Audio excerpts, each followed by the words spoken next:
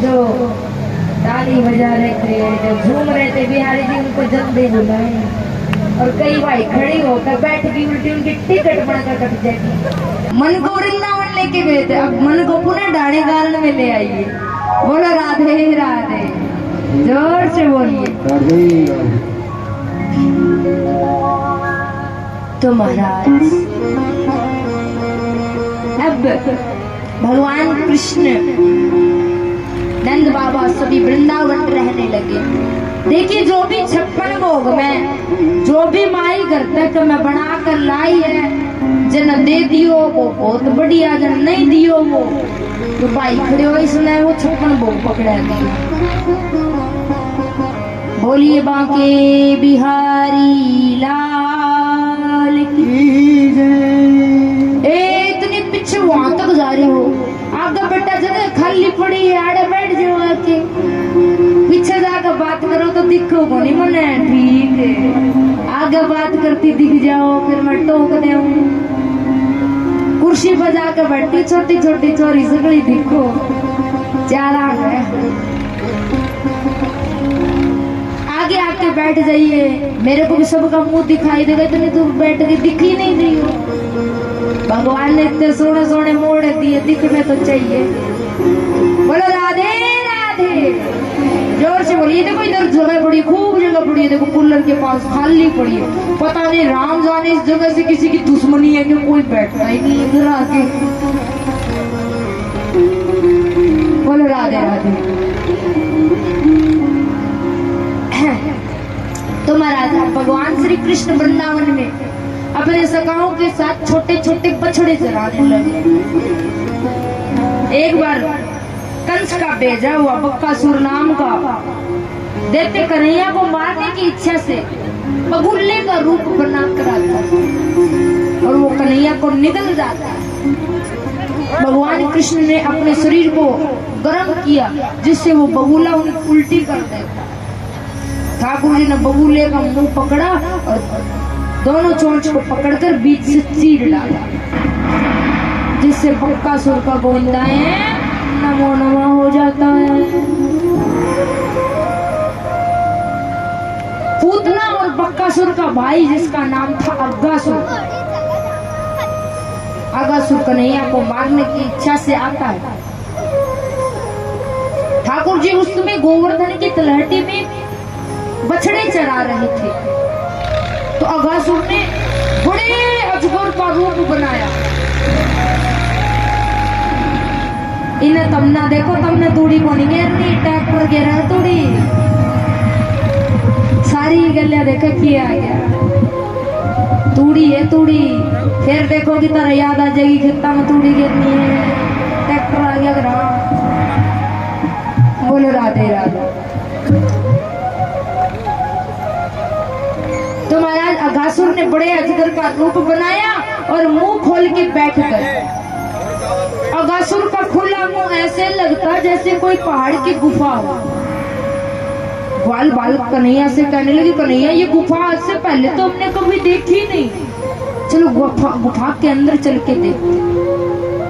आगे आगे ग्वालवाल उनके साथ बछड़े और पीछे पीछे ठाकुर जी भी अगासुर के मुंह में चले गए।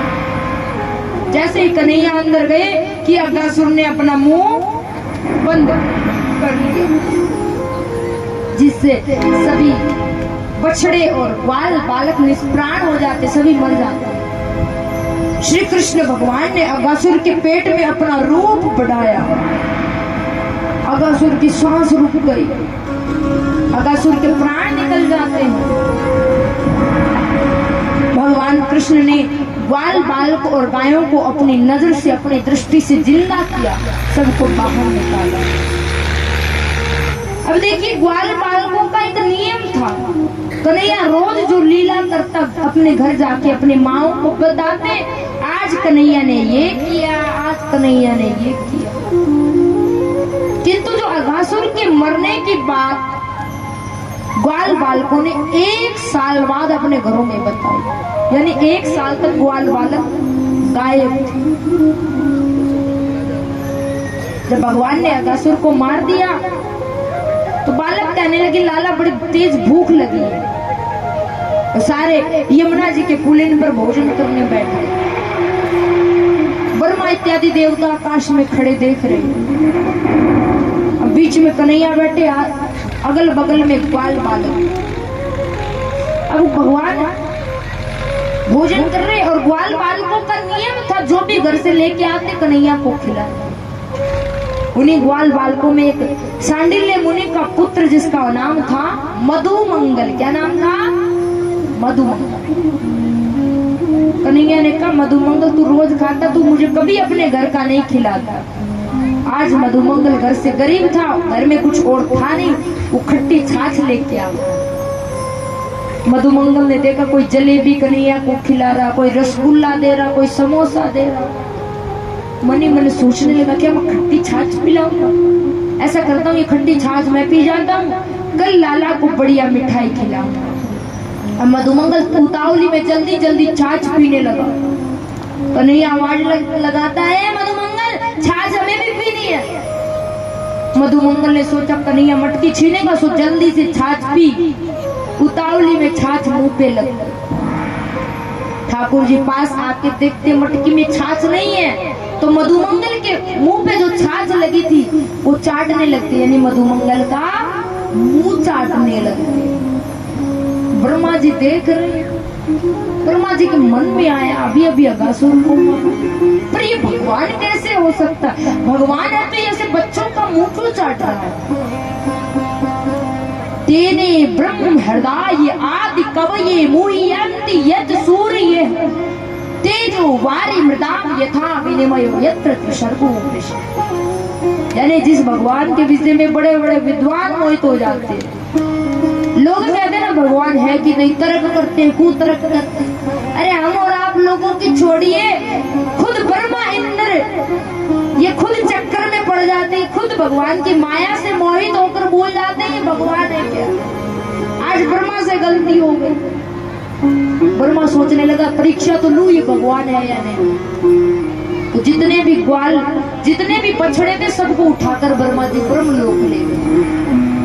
बच्चों ने कहा कन्हैया हमारे बछड़े कहीं दूर दूर तक दिखाई नहीं दे रहे। कन्हैया ने कहा तुम भोजन करो, मैं बछड़े देख के आता। कन्हैया बछड़े ढूंढने गया कि ब्रह्मा जी ने पीछे से सारे ग्वाल बालकों को उठा लिया और ले जाकर ब्रह्मलोक में सुला दिया।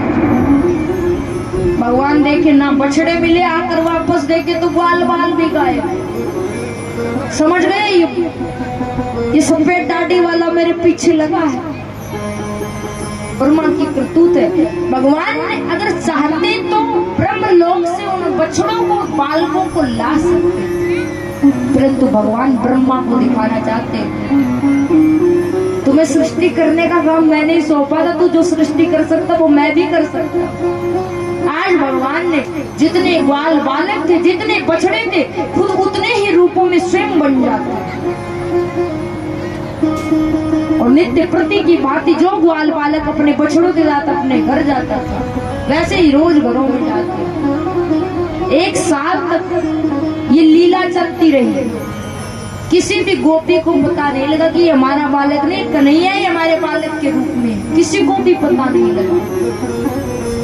जब 1 साल पूरा हो गया तो ब्रह्मा जी सोचने लगे, देखो तो सही, बिना ग्वाल बालक और बछड़ों के ब्रजवासी रो रहे हैं या कैसी उनकी हालत है। ब्रह्मा जी झुक कर देखे तो जितने ग्वाल बालक बछड़े ब्रह्मलोक में सो रहे, उतने के उतने ही कन्हैया के साथ घूम रहे। अब ब्रह्मा जी की चार सिर चकरा गए। ब्रह्मा जी सोचने लगे कौन असली है कौन नकली है, ब्रह्मलोक वाले असली है कि नीचे वाले असली है, कौन पहले बनाए कौन बाद। ब्रह्मा जी समझ गए मैंने भगवान की परीक्षा लेकर बड़ी गलती कर। चरणों भगवान श्री कृष्ण के चरणों में गिरने लगे। तब भगवान ने जितने बछड़ों और ग्वाल बालकों के रूप थे, बेटा चप्पल निकाल के आओ, चप्पल निकाल के बैठो, चप्पल निकाल के आओ। भगवान ने वो सारे रूप अंतर्ध्यान कर लिए और ब्रह्मा जी ने भगवान की जहाँ पर स्तुति करी उस जगह का नाम पड़ा चौमुहा। जब हम दिल्ली से वृंदावन जाते तो जगह आती। ब्रह्मलोक से ब्रह्मा जी ने उन बछड़ों और ग्वाल बालकों को लाकर ठाकुर जी को सौंप दिया। उन ग्वाल बालकों को ये नहीं पता कि आप 1 साल तक ब्रह्मलोक में सो रहे थे। उनको तो लगा भगवान ने अगासुर को कन्हैया ने आज ही मारा। तो इस प्रकार अगासुर वध की बात उन्होंने अपने घरों में 1 वर्ष बाद बताई। बोलिए कृष्ण कन्हैया लाल की। अब हमारा कन्हैया 36 साल में प्रवेश कर गया। कितने साल का हो गया? 5 का पूरा हो गया, 36 लग। कन्हैया यशोदा मैया के पास गया। मैया मुझे गैया चरानी है। यशोदा मैया बोली बेटा तू अभी छोटा बालक है, बहुत गाय सीख मारती है। कन्हैया रोने लगता, जिद करने लगता। यशोदा मैया कहती है ठीक है तुम गैया चरा ले, किंतु उसके लिए बढ़िया मुहूर्त निकलवाना होगा। और मुहूर्त कौन निकाले? पंडित जी। इतने में बात चल रही थी कि गर्ग मुनि आ गए, सांडिल्य मुनि आ गए। यशोदा मैया सांडिल्य मुनि से कहने लगी महाराज कोई बढ़िया मुहूर्त देख के बताओ, कन्हैया को गैया चरानी है। तो सांडिल्य मुनि ने मुहूर्त बताया कार्तिक शुक्ल अष्टमी तिथि यानी दिवाली के 8 दिन बाद। कितने दिन बाद? 8 दिन बाद सबसे उत्तम दिन। सप्तमी की रात कन्हैया को नींद नहीं आई। रोज सुबह यशोदा माँ कन्हैया को जगाए, पर आज कन्हैया ही यशोदा माँ को जगाए। ए मैया उठ जल्दी, मुझे गैया चरानी है। यशोदा मैया कहती बेटा रात के 2 बजे अभी तो। कन्हैया कहता मैया मुझे सपने में गौ माता का दर्शन हुआ। देखिए सपने में अगर किसी को गौ माता का दर्शन हो जाए तो समझ लीजिए आपके बनते काम बिगड़ते काम अब बनेंगे। आप किसी काम से कहीं जा रहे हो, रास्ते में आपको गाय माता का दर्शन हो गया, गाय माता आपके दाएं तरफ होके निकली, तो मान लीजिए आपका काम 100% बनेगा। क्योंकि गाय पशु नहीं है, तुलसी पेड़ नहीं है और गुरु कोई मनुष्य नहीं है। हमारे सनातन धर्म में कुछ तत्व ऐसे हैं जिनकी विशेष महिमा है।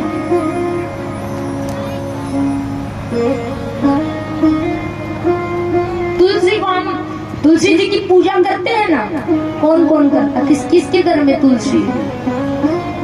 पानी चढ़ाते हो, घी का दिया भी लगाते हो, या फिर ऐसे घर में लगा दी तुलसी बस अब ठीक है। घी का दीपक लगाया करो, देसी घी का। दूसरा, रविवार के दिन तुलसी जी में जल नहीं डालते, एकादशी को जल नहीं डालते। कहते हैं कि उस दिन तुलसी माता निर्जला व्रत करती है। भगवान देखिए गले में तुलसी की माला पहनते हैं। कौन कौन पहने हैं? किस किस ने तुलसी माला पहनी है? हे भगवान, एक ने तो पहनी। चलो गांव का बाकी इसी गांव के हो क्या? कौन से गांव के हो? परे की है, दूर की? कितकी? कितोड़ की तो होगी। चित्तौड़ के, राजस्थान के, अमेरिका से आए हो।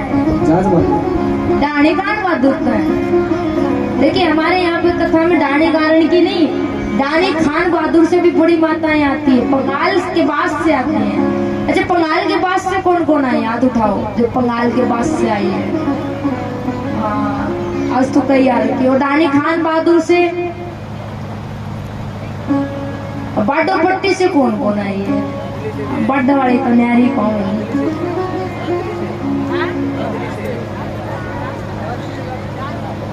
राजली गांव से कौन कौन आया है? ओह एक वो बजा दो भाई ताली, इनकी संख्या ज्यादा। मतलब डरते कौन कौन आवे? मतलब डरते भी हम तम रहन जो तारना छोड़े को भी आवे हैं। कई भाई लोग भी मतलब से आ रखे थे कल परसों। महाराजियों के संग कर लिया तो हमने तो सगड़ा ने गैल कर लिया, सारे वाल गैल हो लिए। इनको नीचे बिठा दो, बाद में देना बेटा, नीचे बैठ जाओ, बाद में मिलेगी सबको टॉफी। छोड़ दो बाबा, बोलिए बाकी बिहारी लाल की जय। जो दूर दराज से देखिए गांव की माताएं आई हैं वो तो आई हैं, इसके अलावा दूर दूर के गांवों से माताएं आई। मुझे गांव का पता नहीं, बाहर से जो माताएं आई एक बार उनके लिए भी ताली बजा दी, क्योंकि देखिए आपके गांव से आप लोग आए, लेकिन कई ऐसे लोग भी नजदीक में गए लेकिन वो कथा सुनने नहीं आ पा रहे, और वो दूर दूर के गांव से आए, क्योंकि भगवान ने उनको बुलाया है, गौ माता ने उनको बुलाया है। नहीं तो नजदीक से लोग नहीं आ पाते, बाहर से आ रहे हैं। ये उनका भाग्य सौभाग्य है। और बस एक चीज और नहीं किया मैंने, कथा शुरू होती है तो गांव वाली तो पहुंचती है लेट, पहले बाहर वाली आती है आरती के टाइम। बोलो राधे राधे।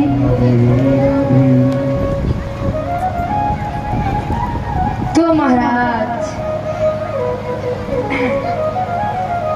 सपने में गाय माता का, तुलसी जी का दर्शन बड़ा शुभ। हम तुलसी की माला गले में क्यों पहनते हैं? क्योंकि तुलसी भगवान को जो प्रसाद चढ़ा दे उसमें तुलसी दल रखा जाता है, यानी कि ये प्रसाद अब कृष्ण अर्पण हो गया।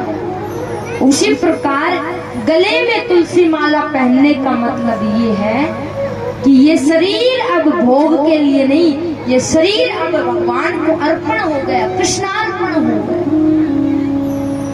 इसलिए तुलसी माला पहनना। तुलसी माला पहनने के बड़े नियम होते हैं, लहसुन प्याज का और भी बहुत नियम होते हैं। बेटा हे राधा रानी चुप हो जाओ, चुप हो जाओ, बड़ी सियानी हो, बहुत अच्छी बच्ची हो, बोलना नहीं है। हमारे बीच ढानी गारन से सरपंच साहब कल भी आए थे। अब मैं क्या कि चूंकि थोड़ा जानती नहीं, एक बार सरपंच साहब के लिए भी ताली बजा दी। तो महाराज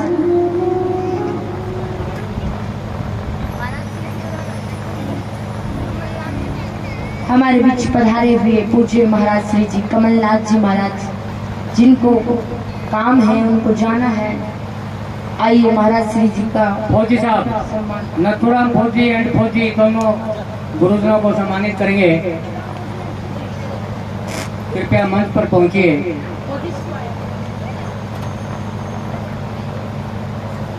कैप्टन साहब,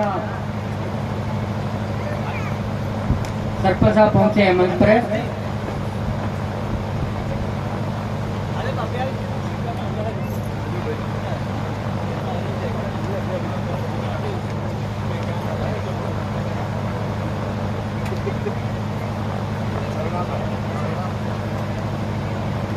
सुभाष जी को सम्मानित करते हुए और गुरु कमलनाथ जी को सम्मानित करते हुए दर्शनगिरी महाराज जी, श्री राधे राधे। आइए इसी कड़ी के बीच में हम उन दानी सज्जनों को याद करते हैं, वेद व्यास पीठ की और उनका अग्रसर करते हैं। बोलिए बाके बिहारी लाल की। आपसे निवेदन है मास्टर जी, 15 मिनट बाद आप दानदाताओं के नाम। कोई बात नहीं, और इकट्ठे करिए। 5 नाम का क्या बोलोगे, कम से कम 50 नाम तो एक साथ बोलिए। 20 नाम 50 करिए, पूरे 50 करो।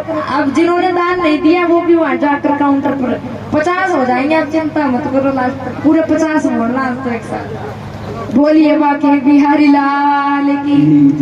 कई माताएं ऐसी जो देना चाहते जिनको पता नहीं है, तो वो देखिए उठ करके वहां पर जाकर काउंटर पर, काउंटर ही समझी वहां पर जाकर आप अपनी रसीद कटवा सकती हैं।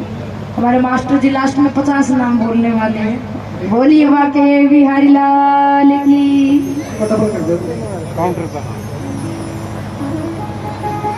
बोलिए कृष्ण कन्हैया लाल की। तो हम कहाँ थे, कहाँ पर थे अपन कथा में? गैल गोपाटियों सब, हे भगवान, हे प्रभु, कैसे काम चलेगा ऐसे?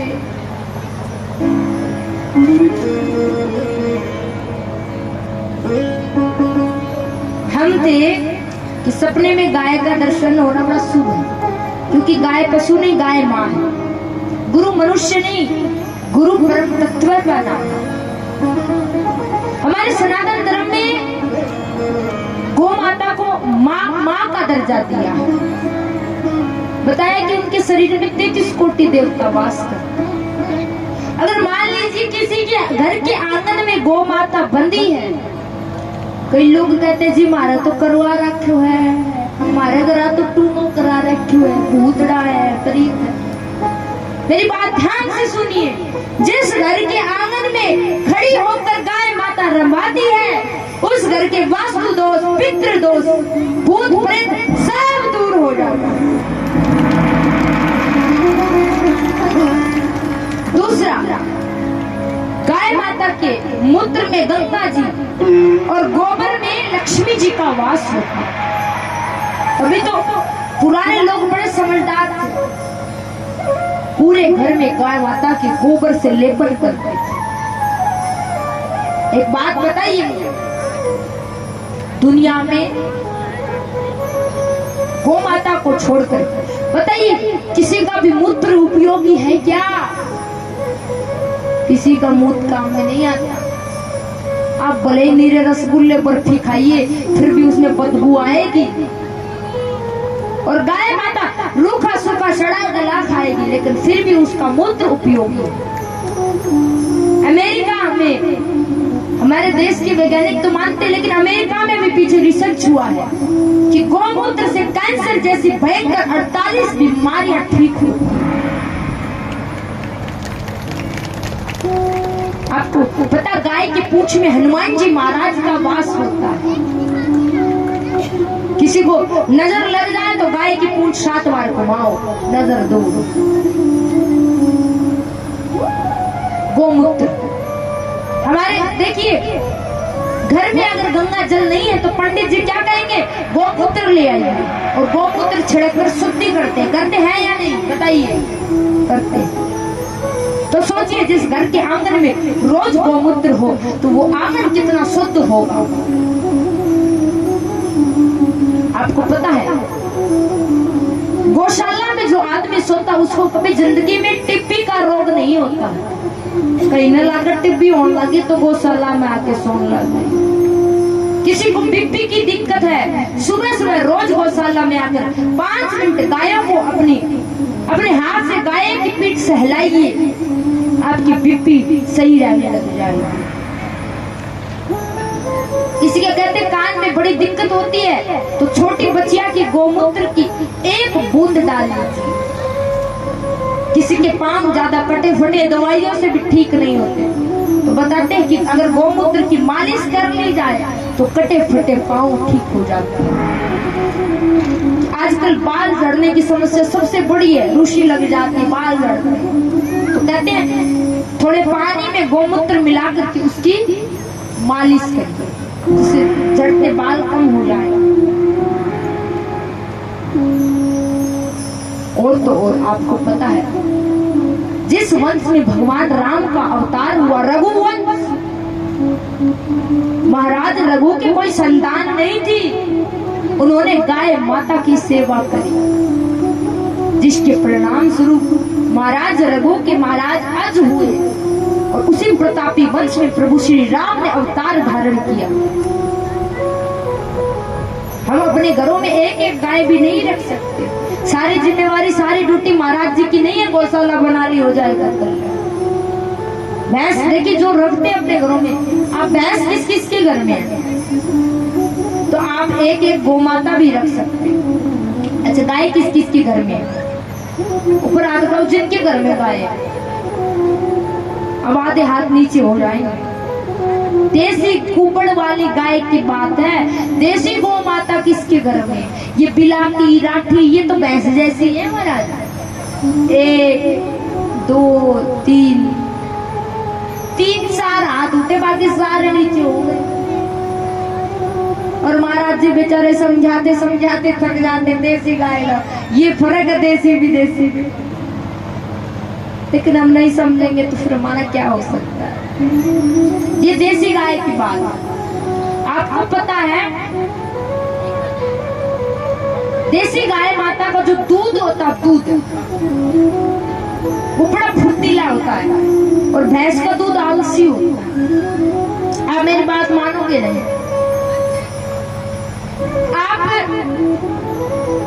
भैंस की पाड़ा देखा आपने? पाड़ा या पाड़ी सबके घरों में भैंस दूध पिलाते हो और दूध पीते वो पाड़ी क्या करेगा बताइए, बोलिए। कोने में जाके पड़ो नींद काटे को। और गाय माता को जो बछड़ा या बछड़ी होती है दूध पिएगा, दूध पीकर क्या करेगा? पूंछ उठा करके पूरे बाड़े में चक्कर लगा। इसी से आप समझ लीजिए गाय माता का दूध फुर्तीला होता है। हमारे महाराज जी गाय का दूध दही घी खाते, तभी तो सारे दिन भर इधर उधर सुबह गाय की सेवा करते हैं, शाम को गौ माता की सेवा करते हैं। और तो और मैंने देखा महाराज जी गोबर खुद उठाते हैं, दूध खुद निकालते हैं, क्योंकि गाय माँ है और माँ की सेवा करने में कोई शर्म नहीं। ताली बजाने से कुछ नहीं होगा। आप भी थोड़ा थोड़ा पुण्य लिया करो। आप भी आकर के गौशाला में, ज्यादा नहीं तो हम सप्ताह में 1 दिन आकर गौशाला में सफाई करके जाया, सेवा करके जाया। आपसे सच कहती हूँ महाराज, अगर किसी माता बहन की बालक नहीं हो रहे, बच्चे नहीं हो रहे, आजकल ये सबसे बड़ी समस्या। आप 1 वर्ष तक गौ माता को घर में लेके आए, छोटी बच्ची आया गौ माता को ले आए और बड़े भाव से जैसे आप रहते हैं ऐसे उनको रखिए। भाव से सुबह शाम उनकी आरती करिए, परिक्रमा करिए, क्योंकि गौ माता की परिक्रमा कर ली तो समस्त तीर्थों की परिक्रमा हो गई।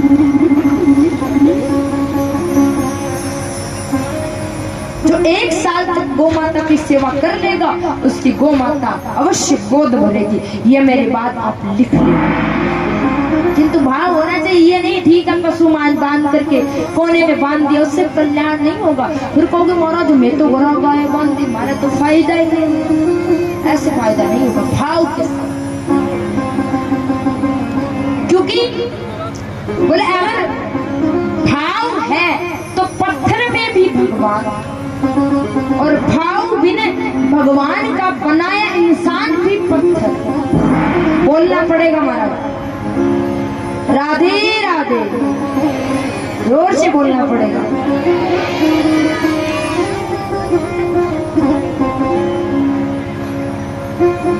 अगर देखिए आप ऐसा नियम बना लीजिए, अपने बच्चों को गाय का दूध दही घी खिलाइए। मुझे पता है गौशाला में दूध छोड़ते ही नहीं है, महाराज जी बताते कि गौशाला से दूध मतलब काम पे लेके जाता है। गौशाला तो है बहुत अच्छी बात है, लेकिन घरों में 1 गौ माता आप बांधा, और दूध की आशा से नहीं कि ठीक है दूध दिया तब तक तो गौ माता घर में रखी माता माता, और जो दूध देना बंद कर दिया कि लकड़ी मार के निकाल दी। ये बहुत गलत है, क्योंकि गाय माता भले ही दूध दे या ना दे वो आपका कल्याण करेगी। वो जितना आपका खाएगी नहीं उससे 10 गुना आपको देगी, मेरा विश्वास है। कई लोगों को लगता है ये दूध तो देती नहीं, इसका क्या करेंगे, इसको निकालो। नहीं, निकालना नहीं। आपकी माँ अगर घर में काम ना करे तो क्या आप निकाल दोगे उसे? हैं? नहीं निकालना। तो उसी प्रकार गौ माता दूध दे या ना दे उनकी सेवा करें। बोलिए गौ माता की। सुबह होती है, भगवान श्री कृष्ण उठते हैं, गाय माता का तिलक करते हैं, पूजन करते हैं और गैया चराने जाने लगते हैं। तभी यशोदा मैया छोटी छोटी दो जूतियां लेके आती और कहती है लाला ये जूती बनवाई है, जूतियां पहन के जाओ। कन्हैया कहने लगा मेरी गायों के लिए जूतियां कहाँ हैं? यशोदा मैया बोली भला पशु भी कभी जूती पहनते हैं? ये बात सुनी तो कन्हैया रोने लगा कि मैया तुमने मेरी गौ माता को पशु कैसे, आज के बाद कभी गाय माता को पशु मत कहना। भगवान कृष्ण जब तक वृंदावन में रहे कभी सिले कपड़े नहीं पहने, कभी पैरों में जूतियां नहीं पहने।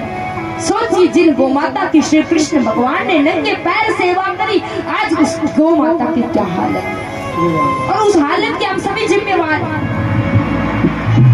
दूध दी गाय रखी, दूध देना छोड़ दिया या तो गौशाला में छोड़ा है या डंडा मार के निकाल, फिर हम अपने आप को भगवान का भक्त बताते हैं, तो वो भगवान कृष्ण खुश नहीं है, क्योंकि भगवान कृष्ण की आत्मा गौ माता है, वो प्रसन्न। गौ माता अगर खुश है तो मान लीजिए ये काला काला मुरली वाला अपने आप खुश है। श्री कृष्ण भगवान कार्तिक शुक्ल अष्टमी तिथि को गैया चराने आरंभ करते हैं, तभी तो हम दिवाली के 8 दिन बाद गोपाष्टमी मनाते हैं, क्योंकि उस दिन प्रभु ने गैया चराने शुरू कर। तो गोपाष्टमी के दिन, दिवाली के 8 दिन बाद आती है गोपाष्टमी के दिन, आपको गौशाला में आना है। अगर घर में देसी गाय तो उनका तिलक करके पूजन करना है, उनको लड्डू खिलाना है, और गौशाला में आपसे जो भी सेवा बन पड़े, वो स्वामिनी की सेवा हो, खल बिंदला जो भी सेवा बन पड़े, आप वो सेवा करिए। श्री कृष्ण भगवान अपने ग्वाल बाल सखाओं के साथ गैया चराने जाते हैं। किस प्रकार बताया? छोटी छोटी गैया छोटे छोटे ग्वाल, उठाइए पूरे अपने हाथ। छोटा सा मेरा मधुरी गोपाल। किस प्रकार बताया? आइए। ओ छोटी छोटी गैया छोटे छोटे ग्वाल, छोटी छोटी गैया छोटे छोटे ग्वाल, छोटी गैया छोटे छोटे ग्वाल, छोटी छोटी गैया छोटे छोटे ग्वाल, छोटो सो मेरो बदन गोपाल, छोटा सा मेरा मधुरी गोपाल, नानो सो मेरो बदन गोपाल, छोटा सा मेरा मधुरी गोपाल, छोटी छोटी गैया छोटे छोटे ग्वाल, छोटी छोटी गैया छोटे छोटे ग्वाल, छोटो सो मेरो बदन गोपाल, छोटा सा मेरा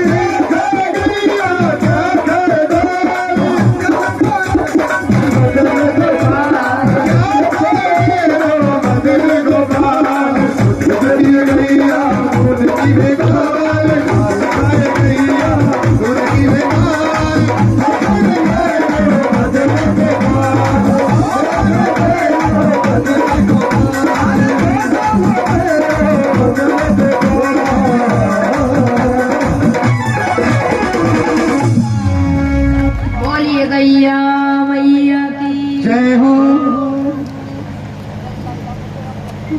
तो महाराज इस प्रकार कृष्ण भगवान गैया मैया की सेवा करते हैं। एक दिन भगवान श्री कृष्ण यमुना किनारे गैया चरा रहे थे।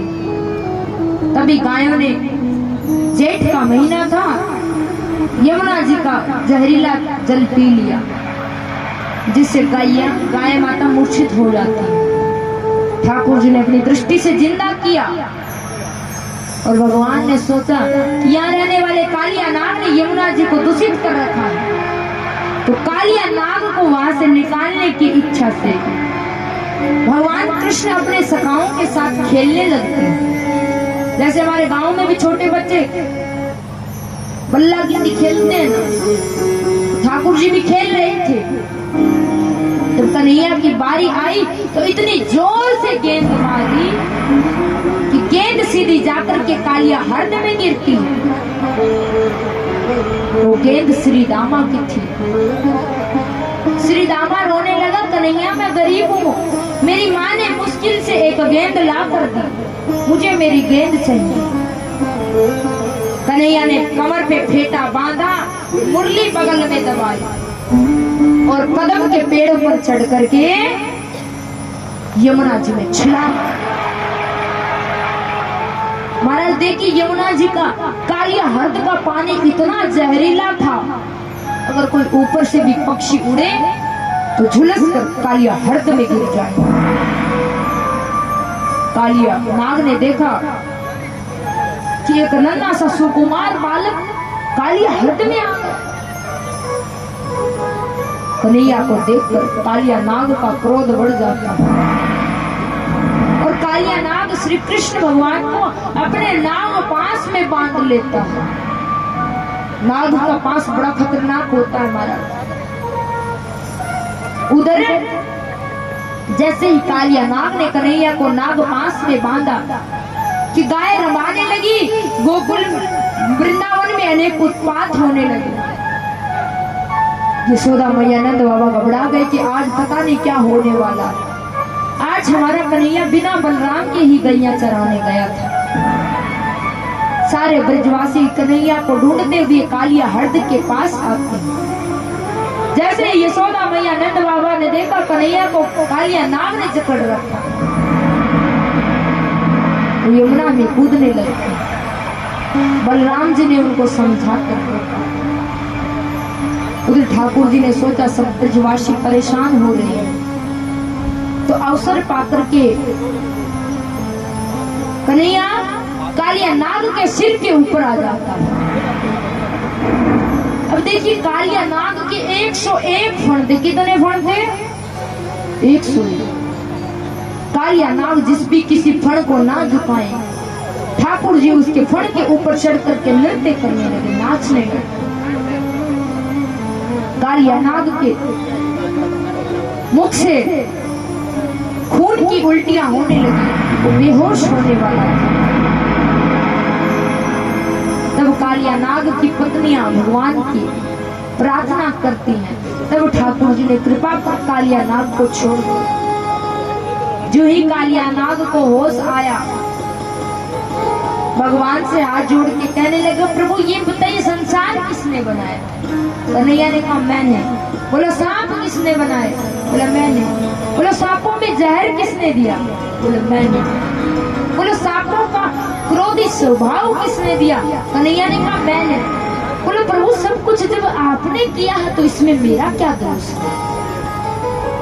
भगवान कृष्ण कहते हैं, कालिया नाग तुम मेरी यमुना जी को छोड़कर सांपों के निवास स्थान, मैंने सांपों के रहने के लिए एक अलग देश बना रखा है, अलग जगह बना रखी है, रमणक द्वीप, तुम अपने स्थान पर चले जाओ। कालिया नाग ने भगवान कृष्ण की पूजा कर ली।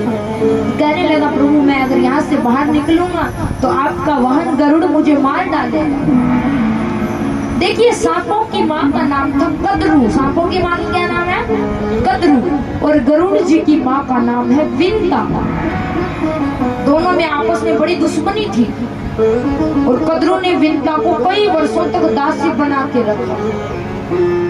जब गरुड़ का जन्म हुआ तब उन्होंने बदला लेने के लिए सांपों को खाना शुरू कर दिया।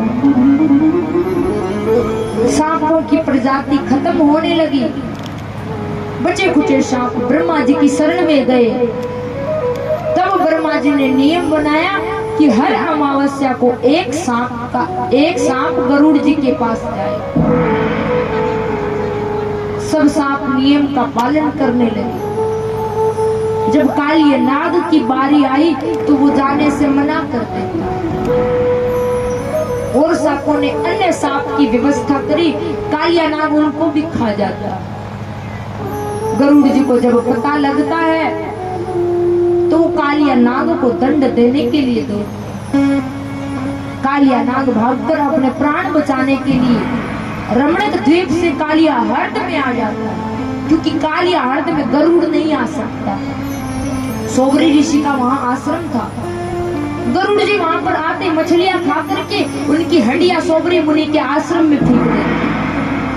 तो सोबरी मुनि ने गरुड़ को श्राप दिया, अगर यहाँ यमुना जी के पास कालिया हर्द के पास अगर गरुड़ आएगा तो मारा जाएगा। इस कारण वहां पर कालिया हर्द में गरुड़ जी नहीं आ सकते।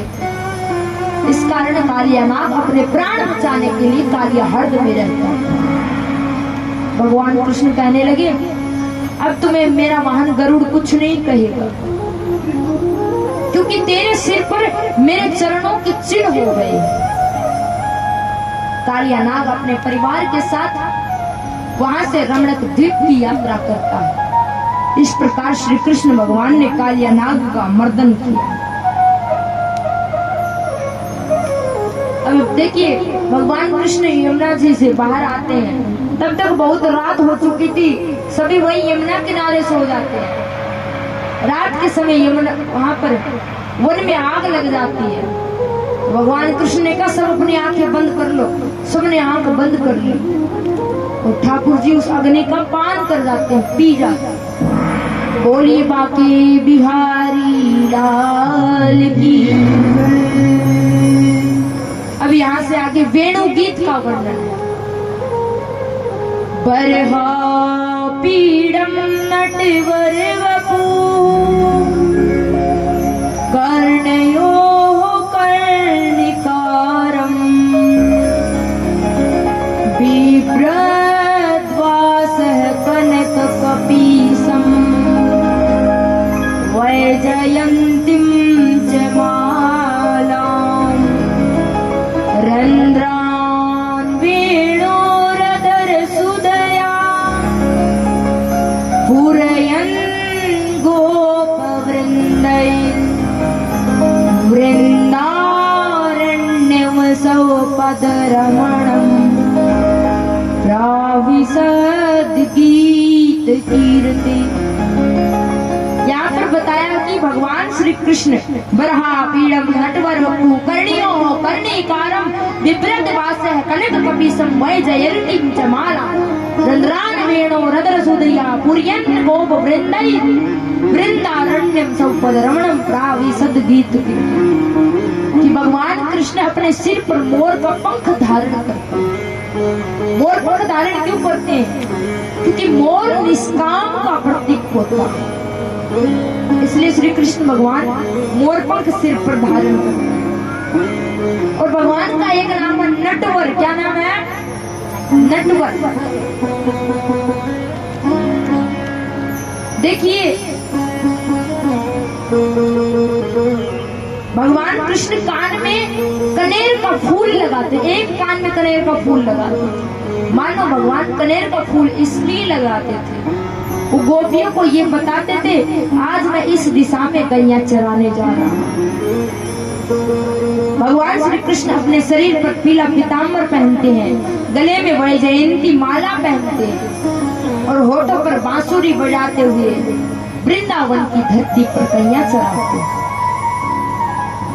तो गोपियां जब घर के सारे काम धाम निपटा लेते तब आपस में बैठ करके बात करते कि कन्हैया कैसे बंसी बजाते हैं, दिन भर गोपी कन्हैया के बारे में ही बात करती, इसी का नाम है वेणुगीत। अच्छा, आप अपना घर का काम करने के बाद क्या करती हो बताइए? सोती हो या फोन मिलाओगे किसी न किसी के पास, या और नहीं तो पड़ोसन के पास जाके गप्पे लड़ाओगे? नहीं, यहाँ की माताएं ऐसी नहीं, यहाँ की माताएं तो बहुत अच्छी है। कोई जगह के लोग तो ऐसे होते हैं, जैसे ही थोड़ी बहुत फुर्सत मिली कि चलो घंटे 2 घंटे चुगली कराते हैं। आजकल तो चुगली भी ऑनलाइन हो गई, फोन मिला और ट्रेन बोल राधे राधे। यहाँ की माताओं को तो पता ही नहीं होती क्या चुगली, यहाँ की माताएं नहीं जानती। यहाँ की माताएं तो बड़ी धार्मिक है, बहुत अच्छी है। क्योंकि मैंने तो चुगली करते हुए किसी को देखा नहीं, तो मैं कैसे कह दूं? बोलो राधे राधे, जोर से बोलिए। भजन सीख लो, आजकल तो मोबाइल में चला लो। थोड़ा बहुत सत्संग किया करो। सत्संग नाम में सत्य का संग, यानी जो भगवान की चर्चा हो उसी का नाम सत्संग। यहाँ से आगे सुखदेव जी चीर हरण के बारे में बताते हैं कि हेमंत ऋतु के पहले महीने, यानी कहते हैं अगर वो इस मंत्र का जाप करें तो उनके लिए बढ़िया वर मिलते हैं। तो गोपियां इस मंत्र का जाप करती थी। कात्यायनी महामाये महायोगिनीश्वरी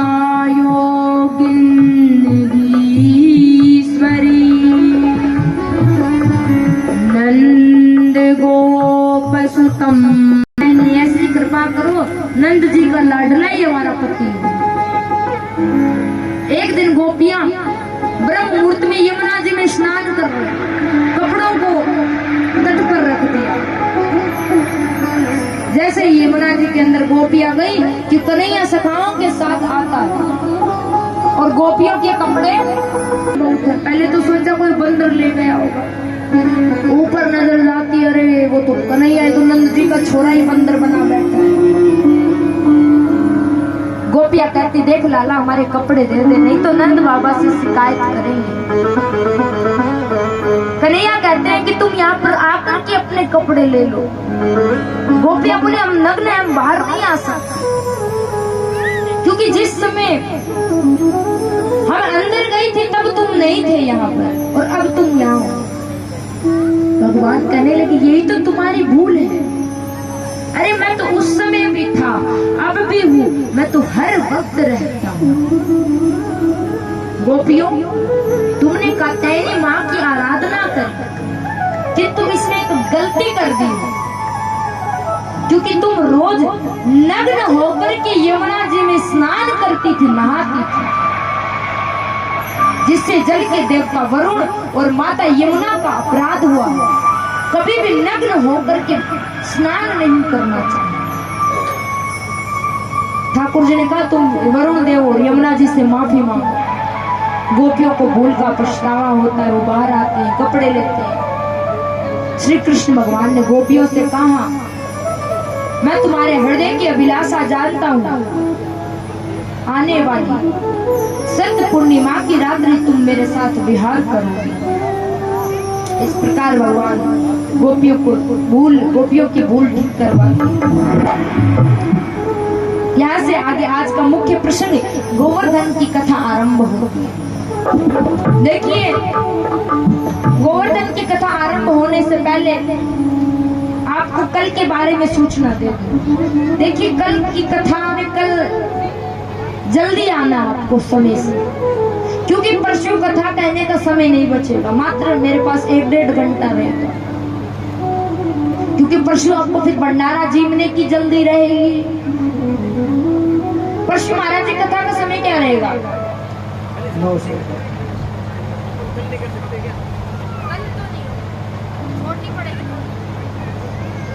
देखिए, कल कभी तो कह रही अगर कल कथा ज्यादा कर दूं तो परसों फिर 1 घंटे में निपटा देंगे, ताकि उसके बाद हवन भी होना है, भंडारा भी शुरू होना है।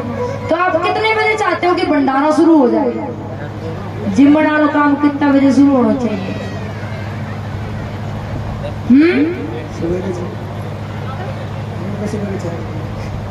बताओ तो सही है, मुस्कुरा रही है सब, मन मन कोई बोल नहीं रही है। देखिए हवन भी होना है परसों। कल आप लोग से निवेदन, आपको थोड़ा कष्ट करना पड़ेगा। रोज सुबह कितने बजे उठती हो? तो कल 4 बजे उठना, ताकि 1 घंटे पहले काम खत्म हो। आप ठीक 11:15 यानी 10:50 पर यहाँ आ जाना कल, ताकि मैं कृष्ण विवाह के बाद भी थोड़ी देर कथा कह सकूं। परसों कथा कहने का समय नहीं रहेगा, 1 घंटे कथा होगी। और अगर कल आप लेट आओगे तो फिर परसों में कथा 3 घंटे कहूंगी, फिर भंडारा शाम को जीवना 3 बजे। बोलो राधे राधे। तो कल समय निकाल के आओगे ना। देखिए हमारे पास कल का दिन है, हम चाहते हैं आप कल के दिन सभी समय से आए, और जो रह गए आपकी अड़ोसन पड़ोसन बहन भाईली चैन पकड़ पकड़ कर ले आइए। कहना 1 दिन तो कम से कम कथा सुन के आओ। कल कथा में महाराज की कथा होगी। इसकी कथा होगी महाराज की।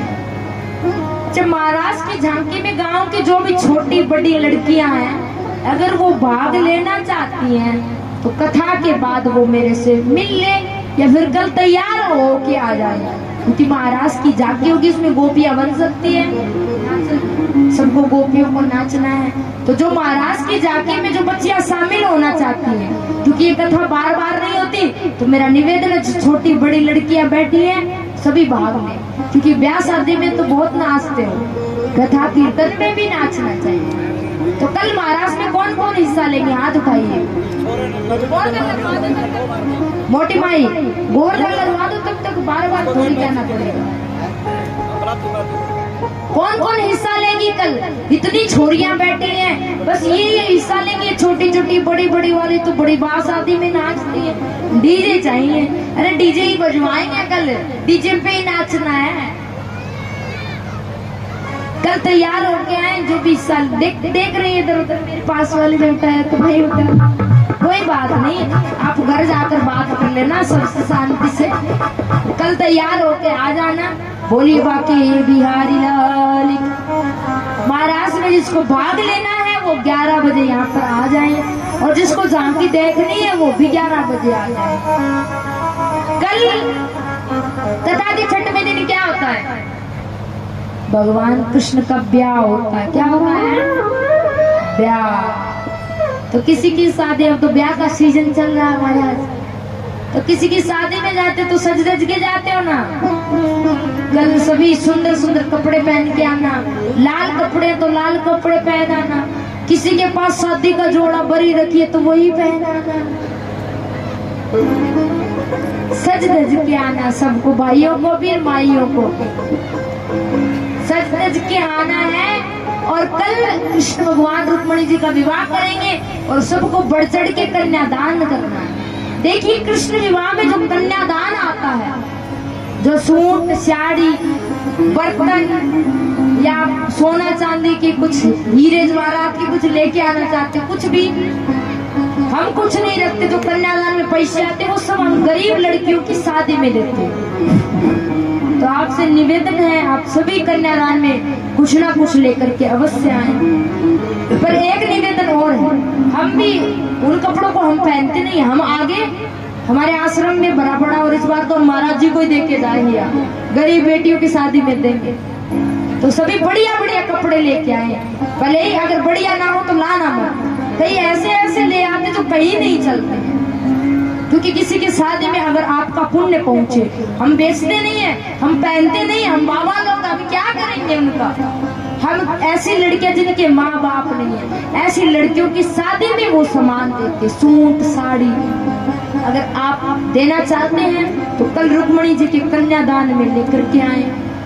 और अगर आपके पास सोना चांदी की टूम देना चाहती हो, हम कुछ भी नहीं रखते कन्यादान। बोलिए बाके बिहारी लाल की। और अगर जिसकी देने की श्रद्धा नहीं है तो कोई बात नहीं, मत देना। मेरे लिए सबसे बड़ी बात यही है, आप लोग समय से आ जाना बस। बोल बाके बिहारी लाल की जय।